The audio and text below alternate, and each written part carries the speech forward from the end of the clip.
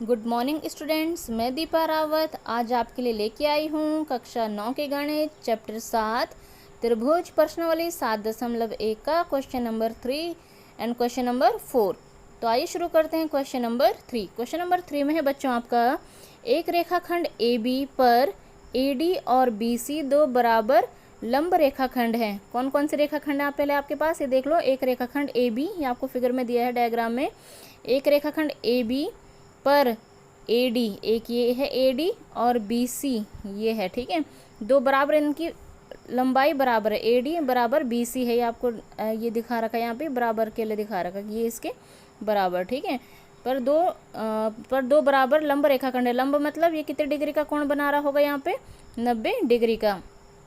दर्शाइए कि C D रेखाखंड, आपको दर्शाना है, प्रूफ करना है कि जो सी डी रेखाखंड है वो ए बी को समद्विभाजित करता है। वो ए बी को क्या करता है, दो बराबर भागों में बांटता है। यही आपको प्रूफ करके लाना है, ठीक है। तो इसके लिए क्या करेंगे, पहले आपको जब हल करते हैं तो पहले आपको सारी वो चीज़ें लिख देनी होती हैं कि जो आपको दी हुई हैं, ज्ञात हैं जो आपको, ठीक है। तो आपको ज्ञात क्या है, ए डी, ये है ए डी और बी सी रेखाखंड ए बी पर लंब है। ये ए बी रेखाखंड है, इसमें क्या है, ए डी और बी सी दोनों लंब हैं, ठीक है।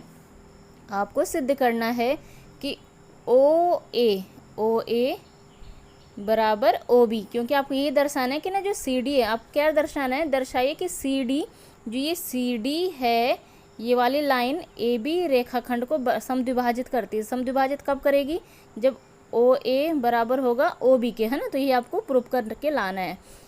तो आप इसके लिए भी प्रमाण करेंगे हम। अब यहाँ से क्वेश्चन हम स्टार्ट करना शुरू कर देते हैं कि देखो हमें ओ ए बराबर लाना है ओ बी को। अब आप देखेंगे कि ओ ए किस त्रिभुज का हिस्सा है, ओ डी ए का है, एंड ओ बी किस त्रिभुज का हिस्सा है, किस त्रिभुज की भुजा है, ओ बी सी का है, ओ बी सी का, ठीक है।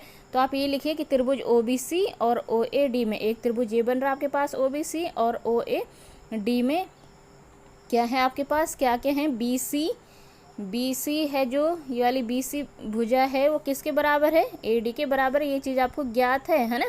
और एंगल जो इसका बी है, इस वाले त्रिभुज में जो एंगल बी है ये किसके बराबर है, एंगल ए के बराबर है। क्यों है ये 90 डिग्री है, क्योंकि आपको पता है कि जो ए डी और बी सी जो हैं, ए डी और बी सी ये क्या है, रेखाखंड ए बी पर लंब है, यानी कि 90 डिग्री के यहाँ पे ये कोण बना रहे हैं, ठीक है।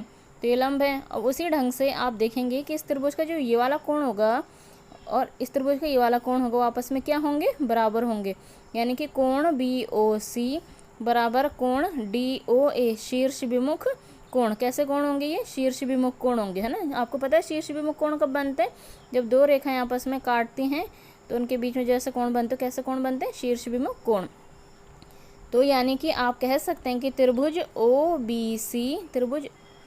बी सी सर्वांग समय त्रिभुज ओ ए डी के क्यों है सर्वांग सम, क्योंकि हमें तीनों चीज़ें पता चल, तीन कसौटियाँ होती हैं ना इसके प्रूव करने की, 4 कसौटियाँ होती हैं।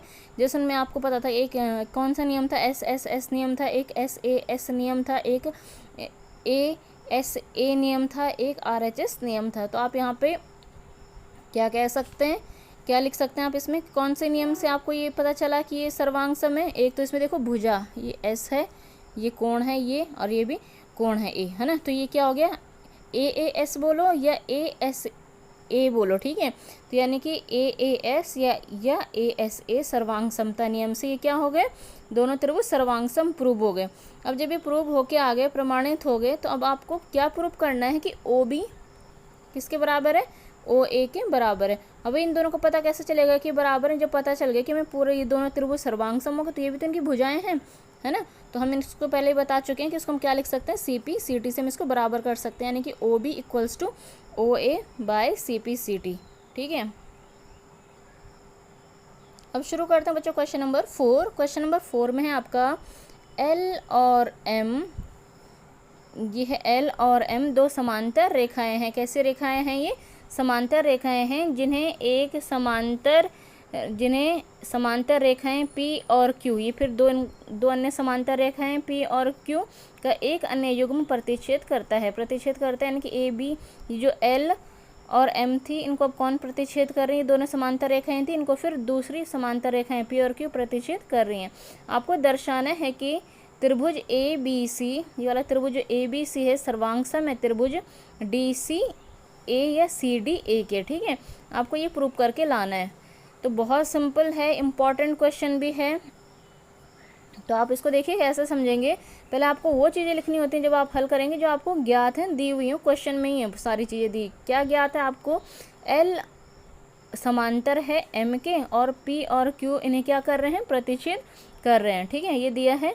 आपको सिद्ध करना है कि त्रिभुज ABC सर्वांग सम है त्रिभुज CDA के, ठीक है। तो आप प्रमाण जब करेंगे, अब आपको प्रमाण करने के लिए आगे बढ़ना है, तो कैसे देखो, आप इन दो त्रिभुजों को लेंगे, आप ABC त्रिभुज और त्रिभुज CDA देखिए, इनमें क्या दिख रहा है आपको? जो जो चीज़ें आपको दिख रही हैं आपको क्या करनी है? सर्वांग समता के नियम के अकॉर्डिंग उनको लाना है, ठीक है। जैसे आप देखेंगे कि एंगल BAC, इसका ये वाला कोण है ना BAC, इस त्रिभुज का ये वाला कोण इस त्रिभुज के इस वाले कोण के बराबर है। क्यों? क्योंकि एकांतर कोण आ गए।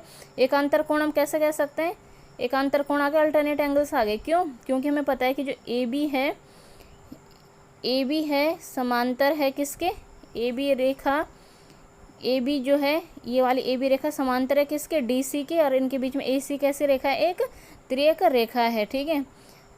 आ रही बात समझ में? उसी ढंग से जो इस त्रिभुज में ये वाली भुजा है, ये AC भुजा, ये इस त्रिभुज में भी पड़ रही है और ये इस त्रिभुज में भी पड़ रही है, यानी कि AC इक्वल्स टू AC, ये उभयनिष्ठ भुजा हो गई।